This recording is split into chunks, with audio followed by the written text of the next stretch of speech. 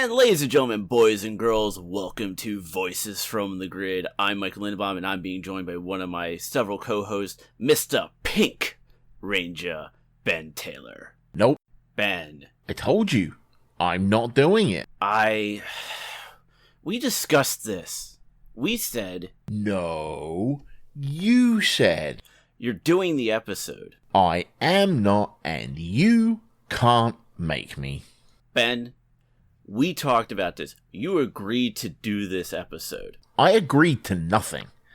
And if you think you can pressure me into participating in this farce, you can talk to my lawyer. I talked to your lawyer. And A, she's not a lawyer. She's a barista in law school. And B, she said you're doing the episode. Oh. Yeah. So let's get on with it. Oh, I'm not doing it. If we don't record this episode, he's gone. Tommy Oliver is gone forever. I can save Power Rangers. No more with the ponytail-laden specter hanging over the franchise. The show can move on. Adam Park can finally get his due as the best Power Ranger. The cast of seasons recorded 20 plus years after the character is introduced won't be completely overshadowed by him when he's in a single episode of a 40 episode season. This is it, Mike. Don't you see? This is where we can change the course of Power Rangers history forever. We can eliminate Tommy Oliver. All we have to do is not bring him back. Ben, you can't. What the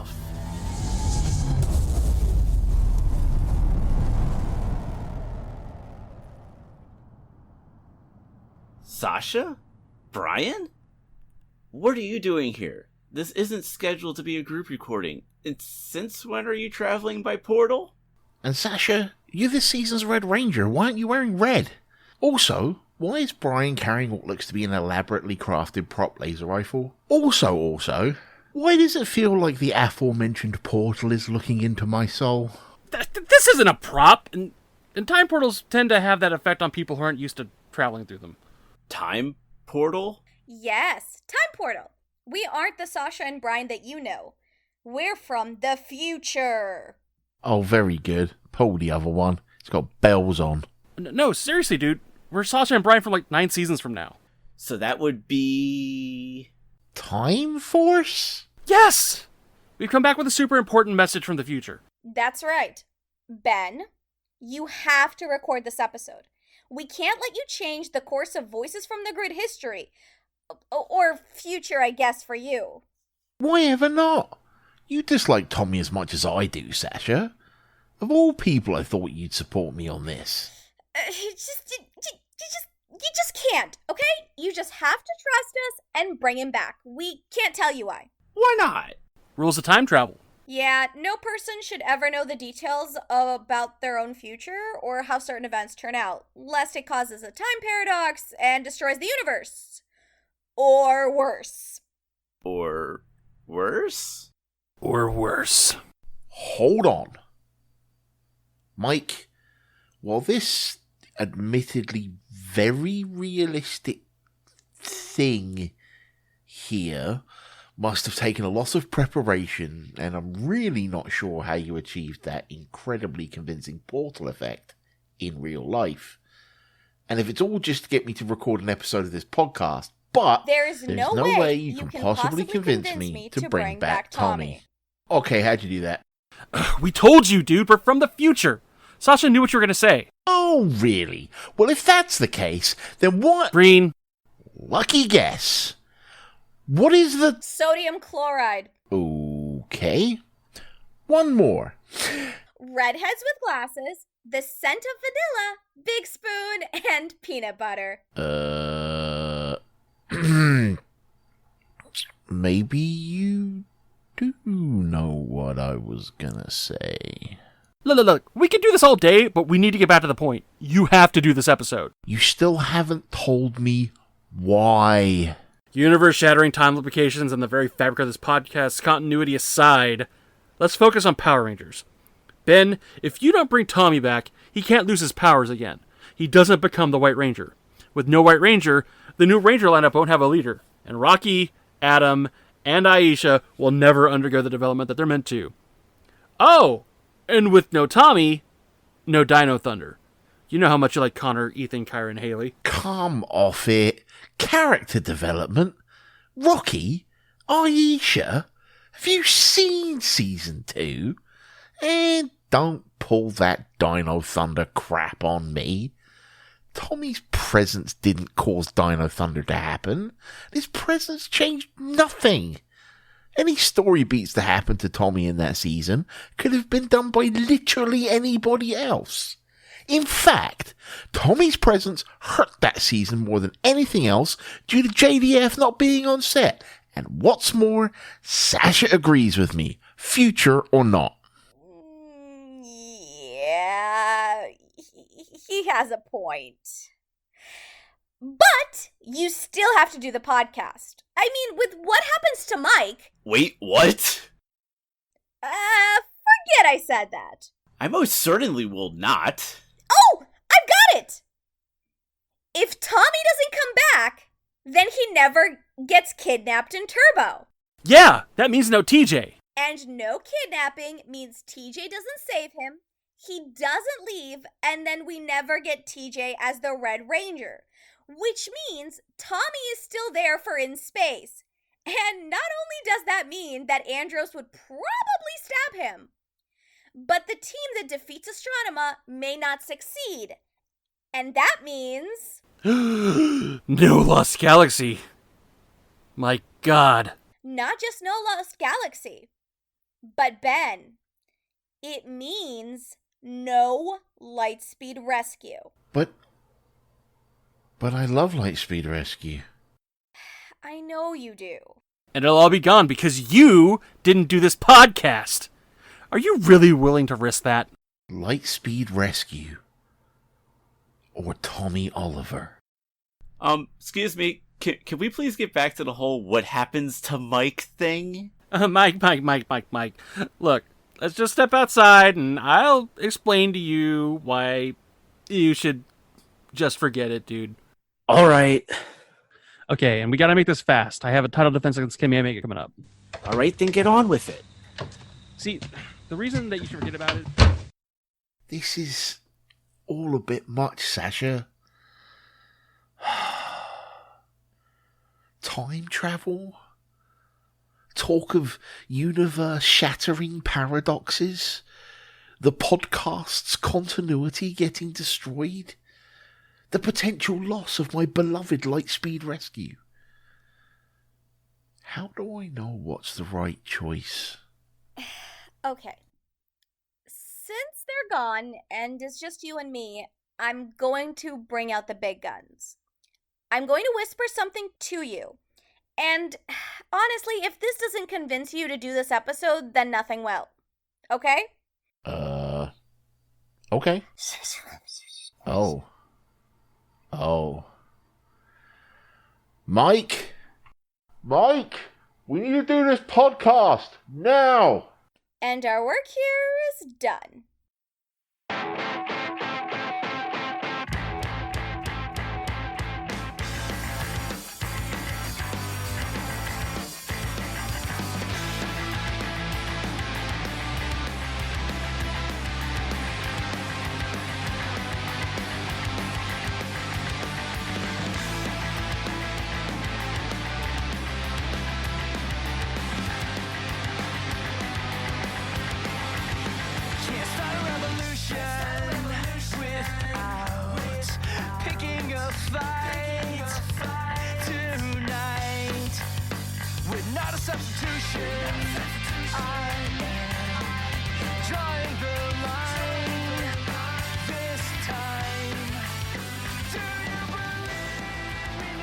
Right, let's get on with it.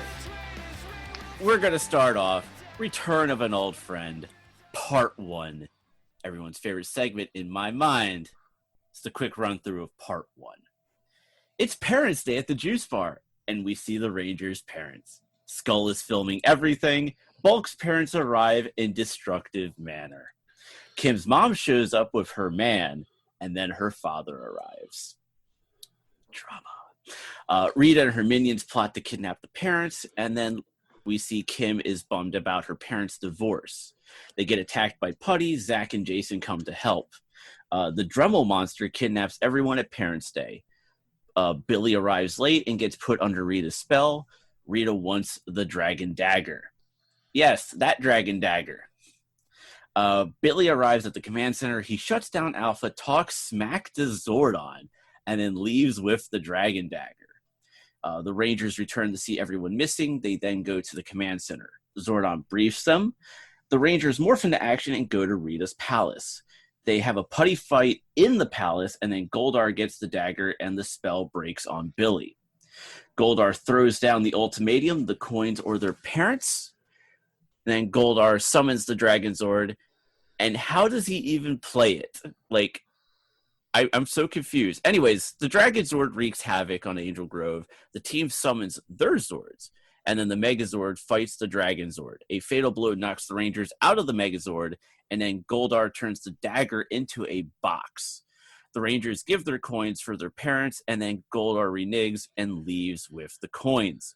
Zordon has Alpha transport the Rangers to the command center. Jason reveals the Green Ranger coin, to which then Tommy returns with the Green Ranger music and better-looking hair.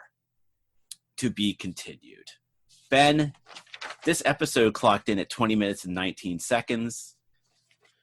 I don't think I actually have any timestamps in this one, so you can save those to the end. Okay, well, I gave you the timestamp on this one anyways, just to be cool on the safe side. So this is Return of an Old Friend Part 1, a.k.a. Why? ?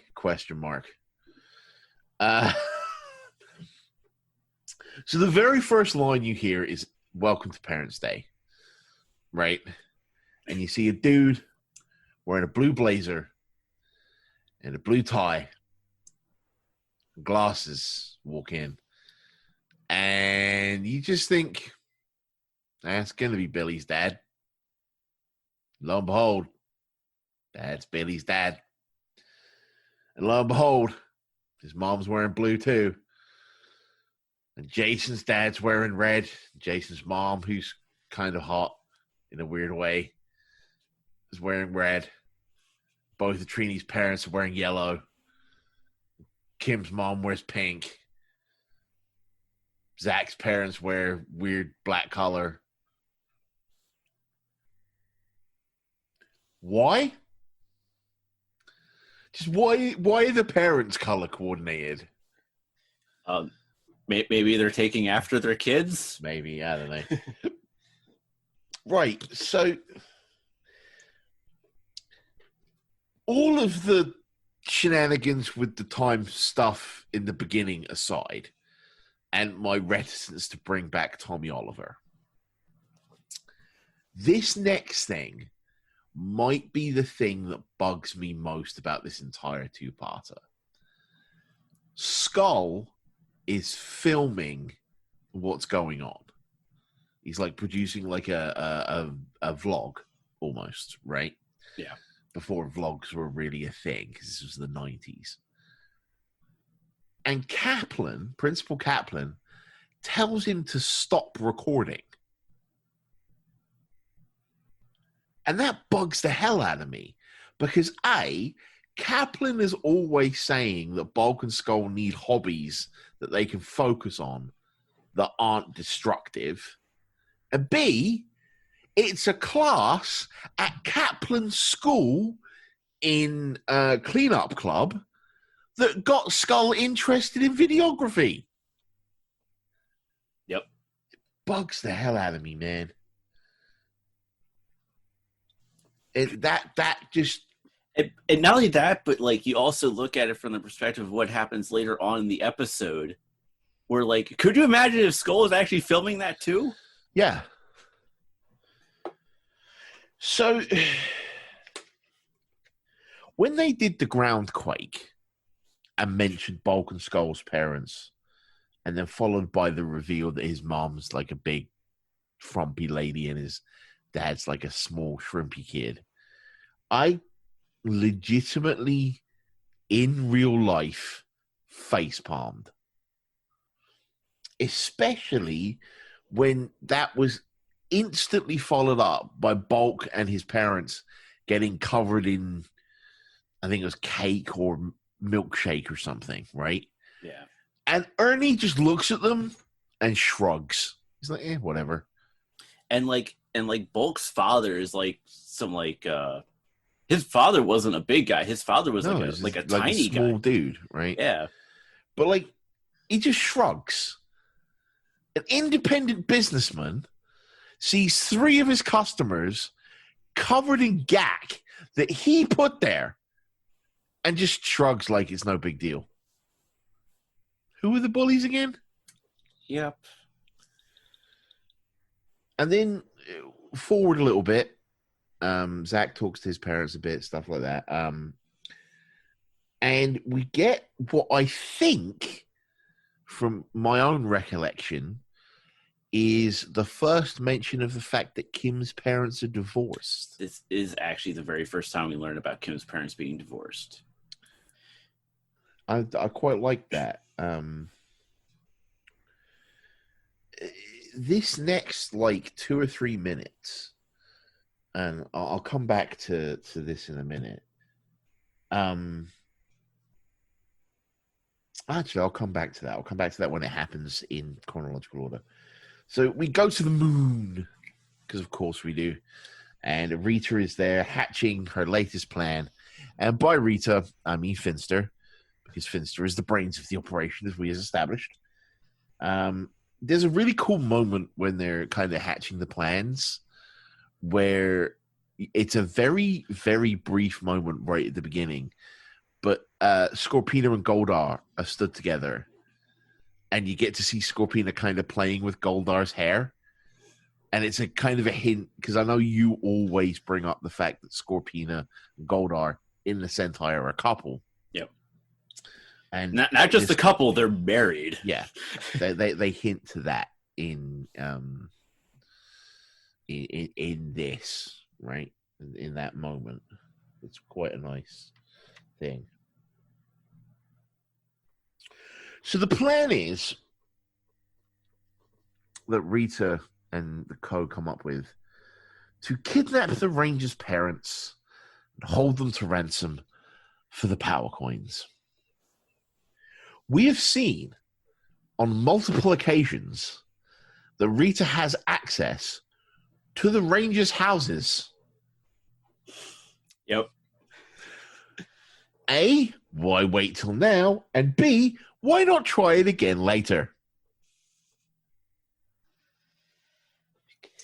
Because convenience? Yeah. There's this really nice moment when they're sat outside. It's Kimberly and Trini are sat on the weird boxes that have appeared out of nowhere. And Kim says that she keeps wondering if the divorce is her fault, right? And in that single line, Kim instantly has more character development than any other of the original 5 Power Rangers. That one line. She's the only one that has any kind of depth to her character. Everyone else is incredibly one note, and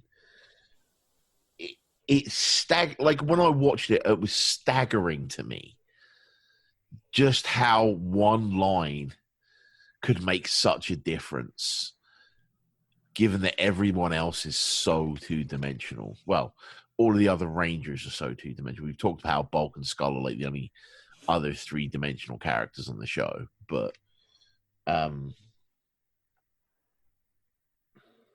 yeah. So the putties then attack Kimberly and Trini, right? And my note here is why? To cause a distraction? Right. But if the plan, as we will see in a few moments is to capture everyone inside the youth center, don't you also then want the Power Rangers in the youth center? Because then you'd capture the Power Rangers as well. I see what you're saying, but when we get to that part later in this episode, I'll bring a counterpoint at that time. Right. Okay. Because I see where you're going. I really do. And then, as I mentioned, there were some very conspicuous by their presence piles of red, green, and blue boxes that have never been outside the juice bar before. That my notes say, well, these are blatantly just there to throw putties into. And then my next note is, yup. Well, maybe they're also put out there as decorative for when the parents came over for Parents' Day. No, so, no. I get the idea diegetically, right? Yeah. In universe, the idea is, let's make the outside a bit nicer. But me as the watcher goes, well, a putty's good. It's like that, like when you're watching wrestling, right? Yep. And there's a conveniently placed table. You're like, someone's going through that. Right? Yep.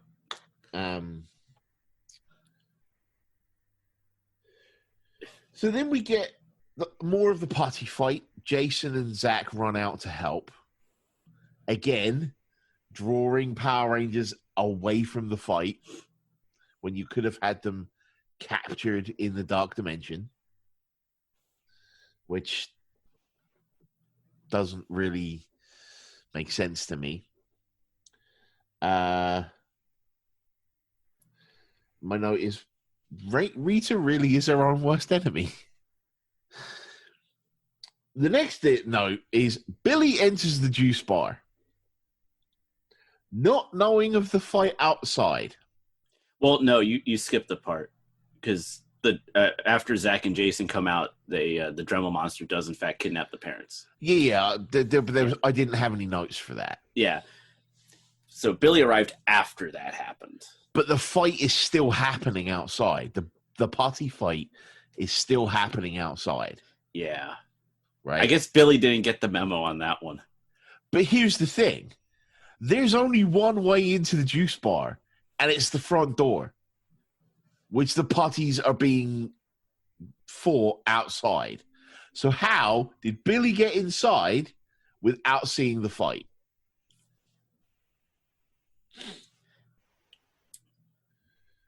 Then Billy gets mind controlled, but given the fact that this is actually the 47th evil Billy we've had in season 1 so far, it's not really worth talking about, right? Because I'm pretty sure Billy's evil in like every episode in season 1 at some point.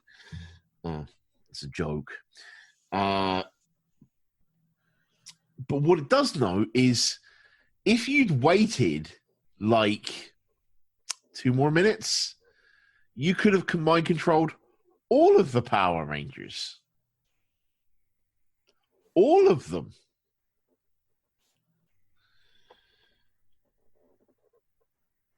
Evil Billy heads to the command center.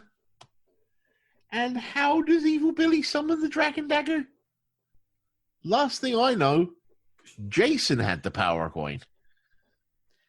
Yeah, that one never made sense unless it was something where Jason held on to the power coin and Zordon and Alpha held on to the Dragon Dagger at the command center. But he summons it out of thin air.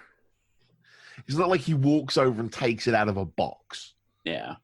If he walked over and picked it up from somewhere, that would have been different. Because I've been like, oh, it's physically there.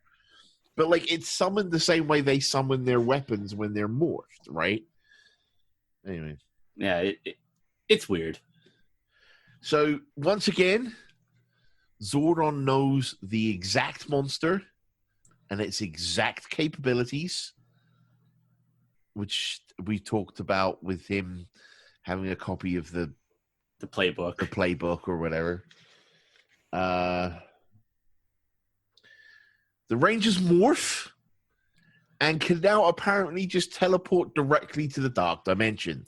Well, I think that was something where where like even Zordon was like, Alpha, have you like locked on to read Right. it? Yeah. But in the past, they've had to use like Billy's teleport sticks that create a portal that they Yeah. have to walk through, right?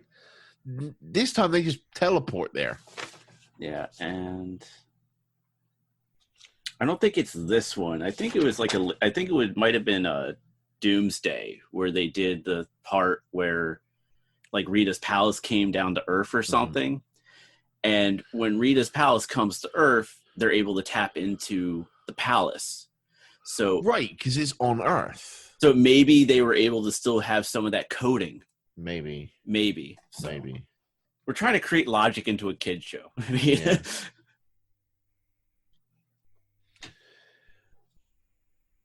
The fight in the Dark Dimension is weird, right?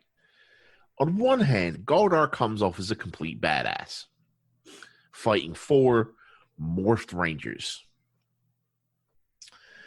But on the other hand, it makes the morphed rangers look awful, because the last time we saw Goldar fight in the Dark Dimension in Green Candle, Yep. Tommy could fight him fine, unmorphed. It's like, where's your consistency? Come on. Right? And it was Jason who fought him in the chamber, not Tommy. No, For Green Tommy Candle. fights him in the chamber as well. Oh, okay. That's right. Yeah, Because Jason he takes Tommy to the chamber, and then Tommy has to fight him to get out of the chamber and Yeah. get his morpher. Yeah, that's right. Yep. Because Jason, when he's in the chamber, doesn't do very well against Goldar. That's right. Yeah. Because Man, he's too busy having flashbacks. It feels so long ago since we've recorded that. Right? It was only like, 20 episodes ago or something? Yeah. 20 like that. Power Rangers episodes ago, but like 3. I don't know. I don't know how you're breaking up these episodes, man. At this point, times is irrevocable. My next note is the tune to summon the Dragon Zord is so memorable. However, I will always point out that when Tommy summons the Dragon Zord, even though it's Goldar this time, when Tommy summons the Dragon Zord, it is a man in a helmet with no breathing holes blowing into a flute that sounds like a synthesizer. I will always point that out. Then we have our padding of the episode, as we have a full Zord summoning sequence, complete with all 5 call-outs. Kimberly gets one this time. One by one, complete with log on and power crystal power up. We get a full length, slow motion merging sequence into the tank setup, and then a call out to turn into robot mode. It is a full, maybe minute and a half of Zords to pad out the episode. And then I was sitting there going, this looks familiar. This looks familiar. Yep. This looks familiar. And all they've done is taken the footage of the Dragon Zord fighting the Megazord from Green Candle and flipped it. That's all they've done. It's the exact same footage, just the other way around.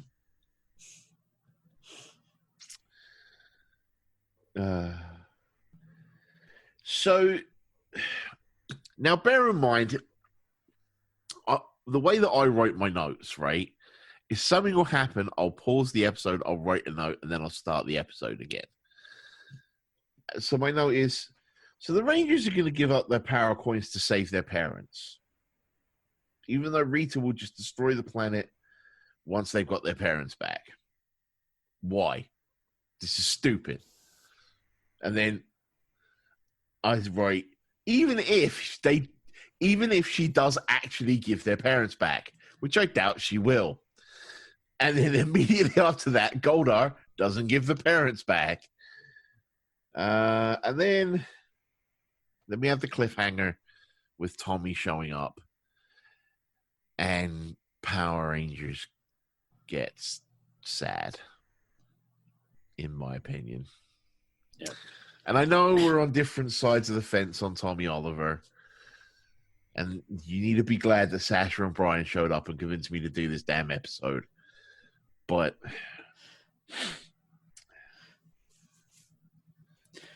yeah. So that's part one. Yep. And I'm actually gonna save the rating part for the end because there's kind of an interesting note when I looked at them. Oh, okay. So I'll save the rating part for the very end.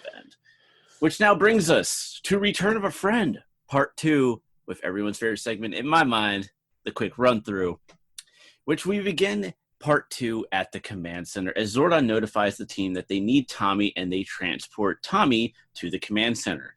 Jason gives Tommy his coin back, and Rita is then confused by Tommy's arrival. Zordon states he needs to transfuse his power with Tommy to give the coin power. Tommy morphs and faces off with Goldar. Another fusion from Zordon gives Tommy more power and knocks his blaster clean off his belt. That really happened. Tommy gets the dagger back, and then Scorpina enters the battle and aids Goldar to battle the Dragon Zord. And some epic new music. This is actually the turning point where we actually really do get really good music from Ron Wasserman. Scorpina and Goldar retreat. Tommy gets the power coins just in time, and then back at the command center, the Rangers use their power coins to bring back Zordon. Rita's angry and sends in the Dremel monster. The Rangers morph into action, and everyone but Kim falls under Dremel's spell, and they attack Kimberly. Tommy is revived, and his powers are restored, morphs into action, and breaks the spell. Rita makes Dremel grow. It's now Zord time, and after battling, it's Mega Dragon Zord time and victory. The parents have been freed, and Tommy is back on the team. Back at Parent Day, Kim introduces Tommy to her parents, and then Bulk and Skull initiate a food fight. And this episode clocked in at 20 minutes and 21 seconds. So part 2, which I have titled AKA, Oh God, Make It Stop. We open on the recap, as you said. And the first question that came to mind is, why do they need Tommy? Why can't they just imbue Jason? He is the one that has the power coin. He has been accessing the green powers.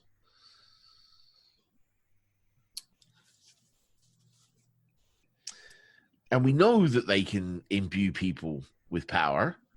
See the White Ranger. So who cares if the power coins go away?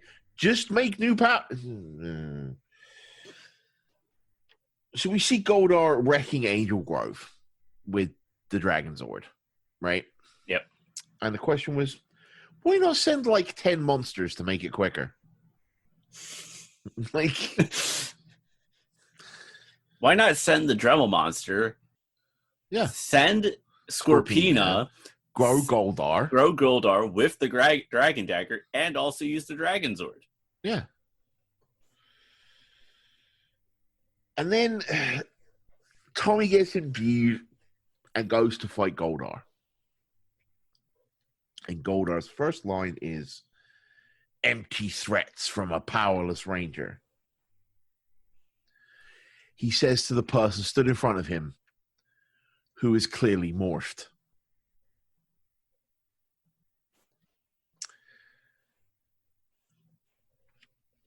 Now,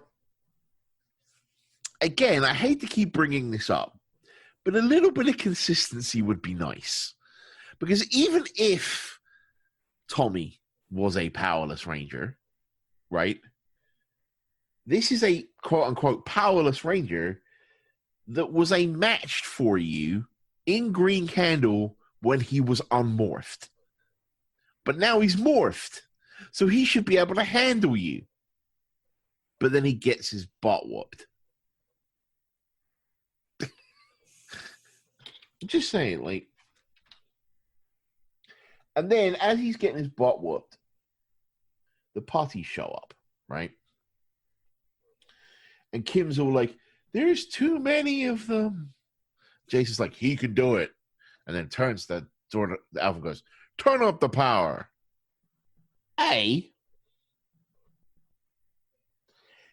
Telling Alpha to turn up the power right after you've told Kim that Tommy can do it completely burrows under your point because she can hear you. Whoops. B, the five of you have proven you can kick the hell out of putties even unmorphed, so go help.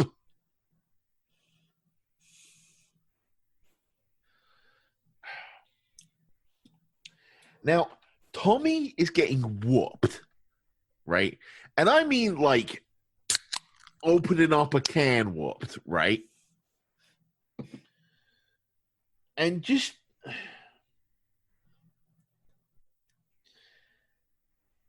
And then they just let him walk up and grab the dragon dagger. Like, there's not even a putty stood by it. They're like, oh, there's a force field. He's a Power Ranger. Right? Like... So Rita grows Goldar and sends a grown Scorpina to aid Goldar in fighting the Dragon Zord.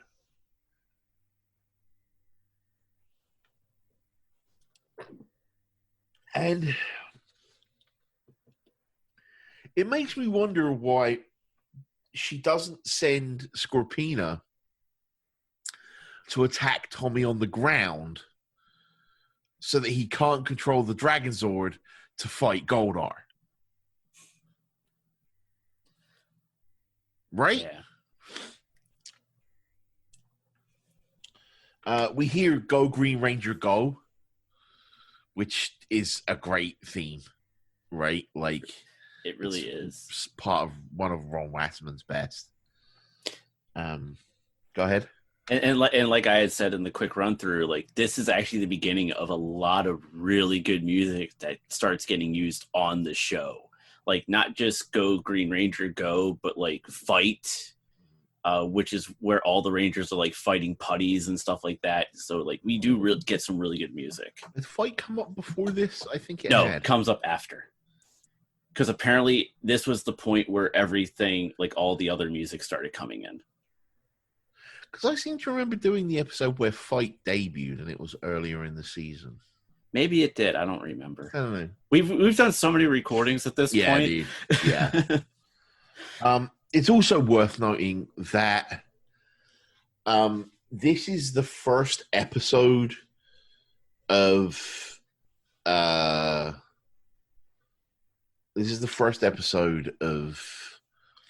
the season to make really heavy usage of Zoo 2 footage from everything I can kind of pick up from my research. I don't have as many sources as like you or Sash or O'Brien. Right. But like from what I can tell is this was the first episode to really make heavy usage of like the Power Rangers 1.5 footage. Well, especially with the whole, Tommy Goldar fight stuff. With the putties, because obviously that was filmed in America for that whole thing, because in the Sentai Zyuranger they don't it's been a while since I watched it, but they don't do it that way. Yeah. They don't lose their coins to Goldar, and Tommy has, and then Bokai has to go get the coins back from Goldar. They don't do that in the Sentai. So that was a completely American written setup right there. Yeah. Jason has an outburst of, he's too weak, Zordon. He'll never make it. Right in the middle of the Dragon Zord, absolutely handling Goldar and Scorpina.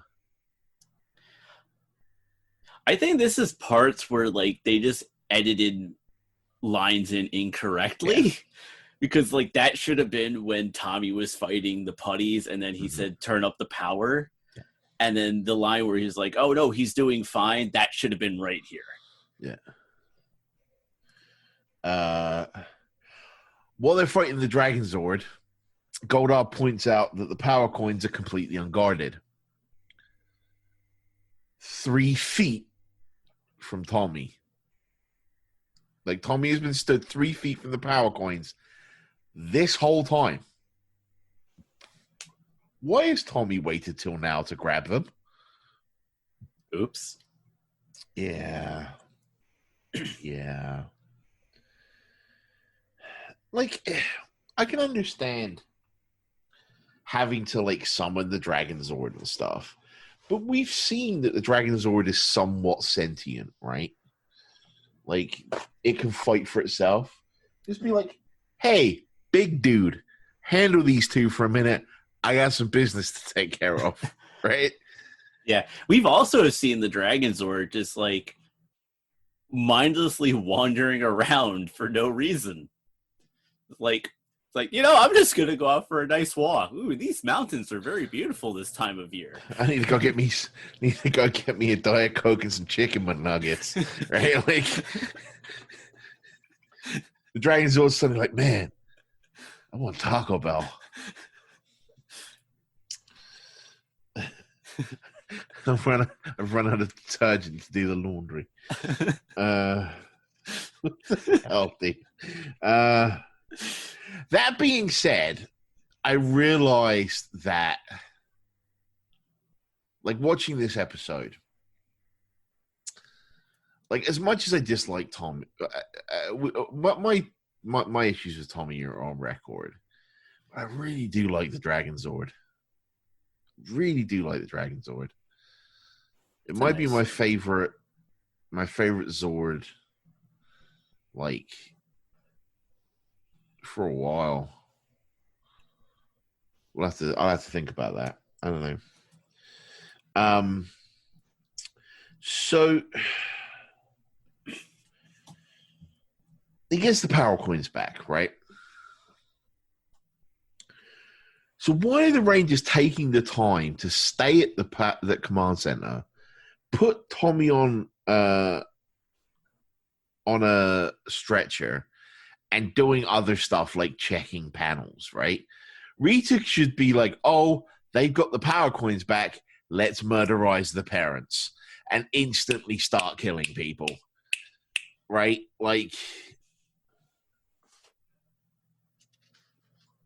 by the way, yes, Rita still has the parents. That is still a plot point that I'd kind of forgotten about at this point because it's not been brought up for a while, he said sarcastically.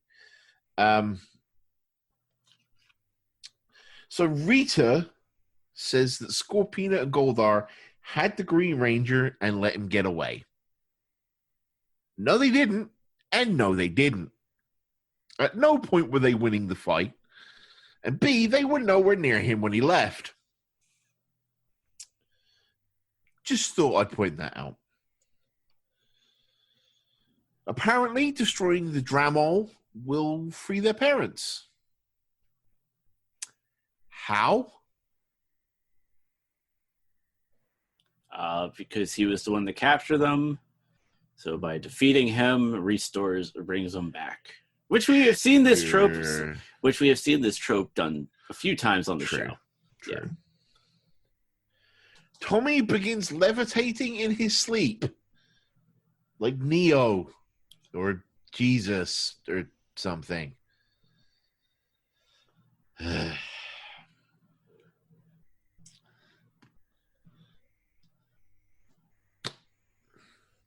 You okay, buddy?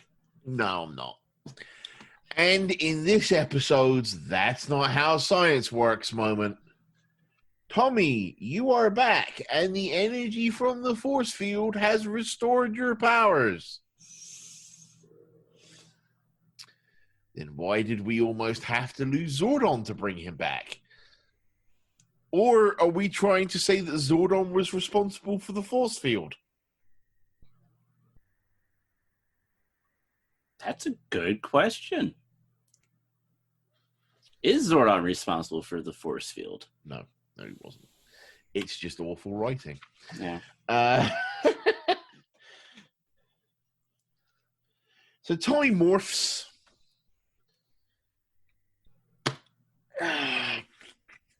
We're at the point where 4 of the 5 Rangers are mind controlled at this point, even though being specifically told how to not get mind controlled, because we've established that the Rangers don't actually listen to any instruction that they're ever given.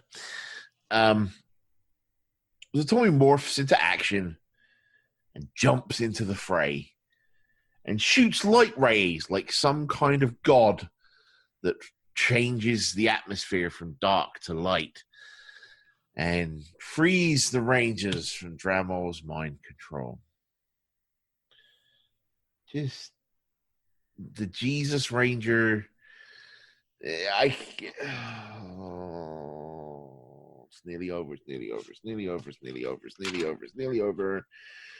The monster grows, and we get a quick Zord morph sequence as opposed to the extended one from last episode.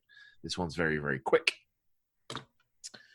We have our standard Zord versus monster fight, which I believe ends with the Ultra Zord.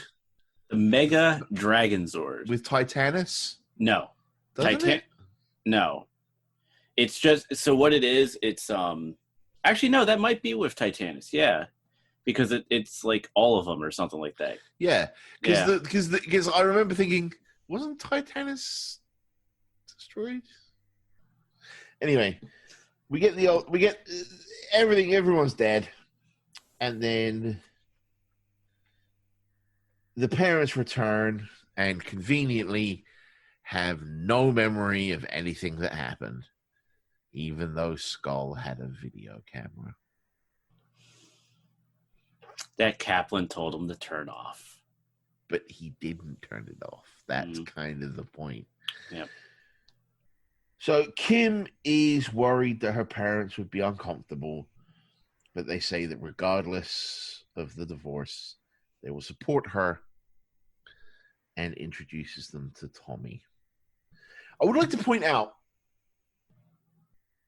that earlier in the episode, when they teleport Tommy, when they're at the command center, and Kim sees Tommy in the viewing globe, she's surprised. Aren't they supposed to be dating at this point? Like, they kissed at the end of Green Candle. Well, I think it was probably because, like, he had been away for a while, and this was like his return, and maybe he was trying to do it as a surprise to Kim. Oh, okay. Yeah, because if you remember, like, at the end of the part 1, he shows up at the juice bar and it's empty, and he's like, "Where is everybody?" Because I think his whole intention was to surprise Kim. Okay. Yeah. So she introduces her parents to Tommy, right? And then, in what is the best thing in the entire two-parter, other than Kim's line about the divorce, it's the only part of this entire two-parter I thought was any good. Bulk and Skull start a food fight. And my note is literally, Bulk and Skull are bored and start a food fight. Best thing to happen all episode. And I know a lot of people like the Tommy Oliver arc in season 1, right? With Green with Evil, and then Green Candle, and then Return of an Old Friend, and then going forward until, when does he lose his powers again? He loses his powers like early on in season 2. Early season 2, yeah. I know a lot of people like the arc, and if I take my biases against Jesus Ranger Tommy aside, I can see why, because it was the kind of long-form storytelling you didn't really get in kids shows at the time, right? But I mean, as an adult, I can't get over my issues with Tommy. It's weird, right? Like, I'm wondering how I would have enjoyed the show if I'd been watching it as a kid. Well, not as a kid, because I wasn't a kid in Well, '93. Yeah. But as not a 42-year-old man who looks at things analytically. How's that? That's fair. Overall, I mean, it was a good way to bring the character back. There were definitely flaws with the way it was done, you know? Yeah. And again, the two most standout things in the entire episode are a food fight and Kim's having the guilt of, I mean, because I know a lot of kids that the parents have gone through divorces, and all of them ask themselves that question at some point, right? Like, was the divorce my fault?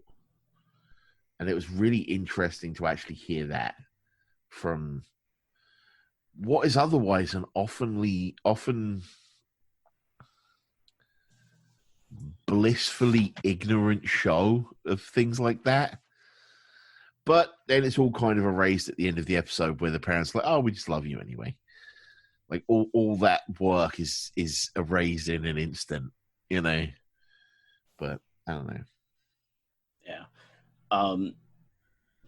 So ratings wise. Yeah. Part 1. Is this where you make me guess? No, I'm not gonna make you guess. I do that to Sasha. So part 1 was an 8.3 out of 10, and part 2 was an 8.2.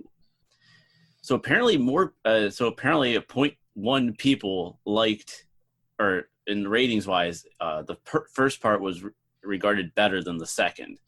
I think it's because there's more, that cliffhanger probably left people hanging, and that's why people liked it more. There's also just more plot in the first one. Yeah. Because you don't want to say like the second episode is just a filler, but like it was just no, maybe the second episode is the resolution, right? Yeah. Like episode 1 is all of the setup. Yeah. And as we know, like there's when you're talking about like a horror movie, often the monster you don't see is more scary than the monster you do see. So when you see a setup like the Power Rangers power coins are gone and only Tommy can help them, but Tommy doesn't have his powers anymore, that's a really interesting setup. The delivery isn't that great. No. It's what I call the Matrix sequels theory, right? Because I genuinely believe that the second Matrix movie would be remembered as a better movie if the third one had delivered on half of what the second one set up. Yeah. So. Yeah, no, that definitely agreed on that one. So, Ben, I just want to say I'm really proud of you, buddy. You got through it. You got through it. I'm just going to be interested to what I'm going to be able to do with time travel 9 seasons from now. Well, I mean, if Sasha and Brian are willing to use it to get me to record an episode of a podcast, oh boy, I'm just going to delete Tommy Oliver entirely. I'm going to go back and convince the writers to never write the character. But then something worse can happen to me. Not seeing the problem here. Damn it. Anyways. Ben, where can the people find you on the social medias? You can find me on Twitter at Bob T. Goldfish. You can find me every 2 weeks with Mike doing Voices from the Grid's sister show, Awesome Mania, over at txhthockey.com/awesomemania, where Mike and I do all of our conversationing about the goings on in the wild world of wrestling, the pro grappling, the graps, as one might say.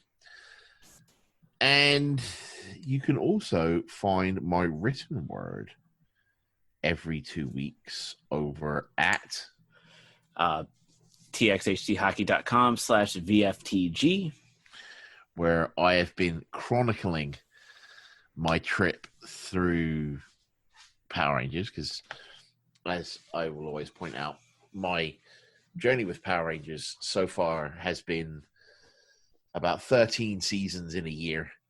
I watched season 1, and I'm about a quarter of the way through SPD right now, and that's been about a year's time, just a little over that. So I've been writing my thoughts up on each season as I go. These episodes are pre-recorded, so I can't tell you which one is the next one to come out. However, I can tell you as of the time of recording to date it, and because Mike was late to record, I was working on the Lightspeed Rescue column this morning, which I realized I've got to write about like 11 characters. Because you've got 6 Rangers, 2 support staff, 3 main villains, 4 main villains if you include Impus, and Queen Banshira, and that's just the characters. And then I've got to talk about all the theming, the Zords, the Morphing Call. Ah, God, I love Lightspeed Rescue. I love Lightspeed Rescue. Yep, and then you have one other thing. Do I? Oh, yeah. The Twitch thing. Twitch thing. I have Mike and I, well, not Mike and I, but Mike's friend and I, Mike and I's friend. Words are hard, man. I'm still worried about that time portal. Mike and I's friend, Mr. N&J, and I do a Twitch stream at twitch.tv/321_TV, where we do all kinds of video gamey stuff. Follow that on at 321 Podcast, and we announce whenever we go live there or on our personal Twitters. Then, of course, as always, you can find me on Twitter at the Lindenbaum75, Facebook at facebook.com/x75productions, and on the website, everything's there at txhthockey.com. And I mean, everything's just got back in the swing for hockey for you, right? Like, yeah. So we'll throw this out there for everyone. We're recording this episode in particular on August 1st, when the actual playoffs start. Yeah. So, Things yes. are getting busy for Mike on the hockey side of things. Yes. Just to give people an idea of when this episode is legitimately recorded. Yeah. So everything's on the website, txhthockey.com, and as we mentioned earlier, for the show specifically /VFTG. Voices from the Grid. Yep, which is the call letters for the show. So with that, Ben, my good friend, take us away. Can I take Tommy away again? Maybe later. Okay. There is a season 2. There is an episode where he goes away, but it's all the way in Turbo. Yeah. Oh man, it's all the way in Turbo. Turbo. Anyway, guys, gals, and online pals, in the words of the 16th President of the United States, Abraham Lincoln, be excellent to each other and party on yon specific honorifics. And until our next episode, grab your morphers and may the power protect you. Peace.